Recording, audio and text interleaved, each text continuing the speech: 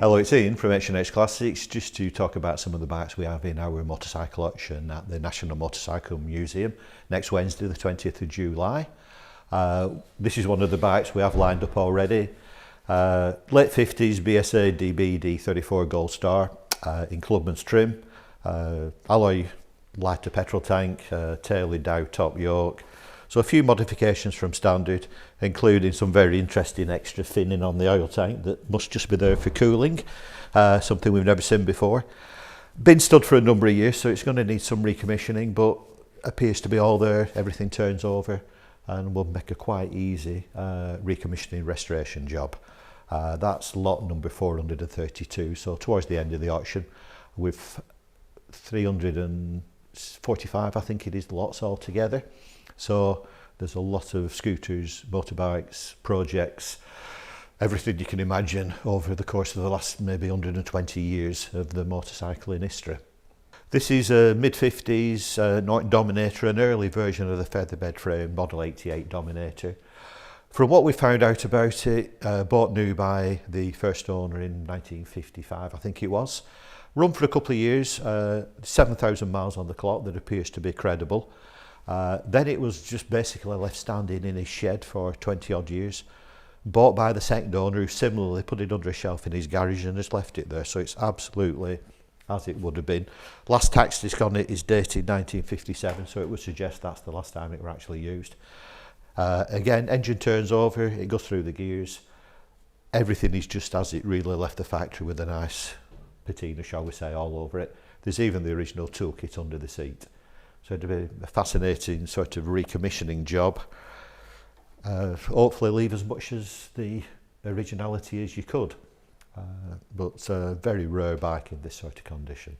So we have a couple more Gold Stars. DBD 34 500 there, again late 50s. All the right bits, RRT2 gearbox, GP carb, alloy rims, the correct speedo and tacho. Again, stood for a number of years, so it will need some recommissioning, but it's all there.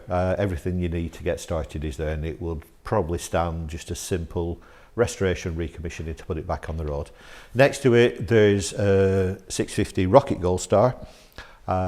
Again, been stood for a number of years. A bit mixed up on the numbers, this one. We've tried to do some research and possibly got a different bottom end on the engine. But again, appears to have all the other bits you would want for a Rocket Gold Star, the correct speedo and tacho, RRT2 gearbox. Again, will be an interesting, relatively simple recommissioning job to put that back on the road. So a couple of Triumph trophies here. This is a 1961, so the early pre-unit version.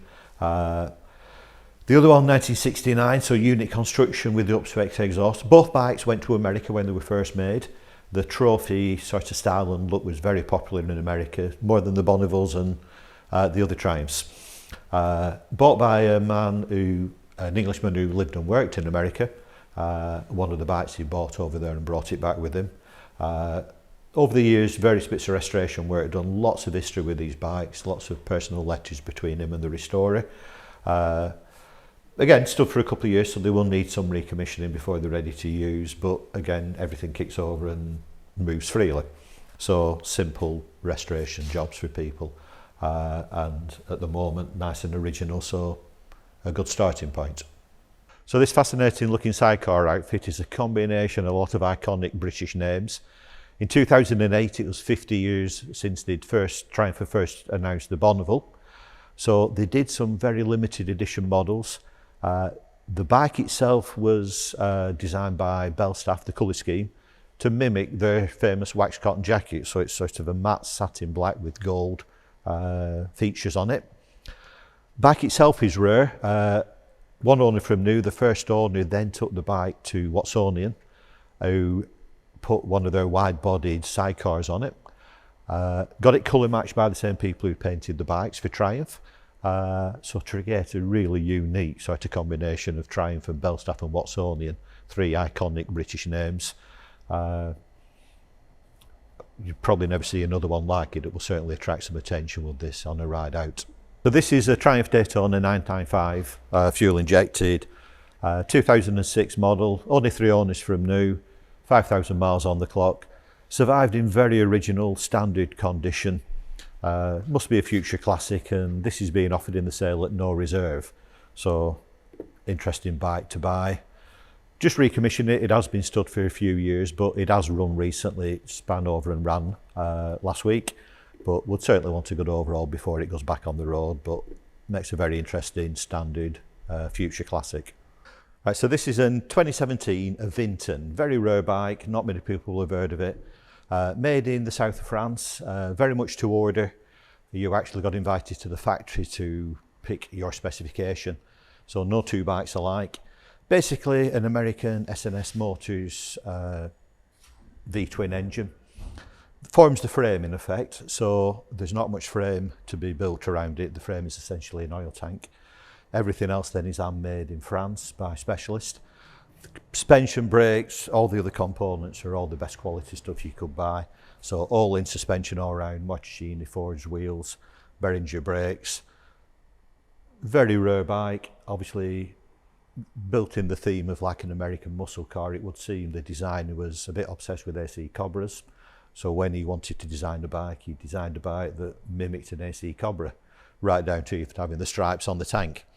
So it's like pure American muscle made in France. So this little FS1 will probably prove to be one of the more popular bikes in the auction.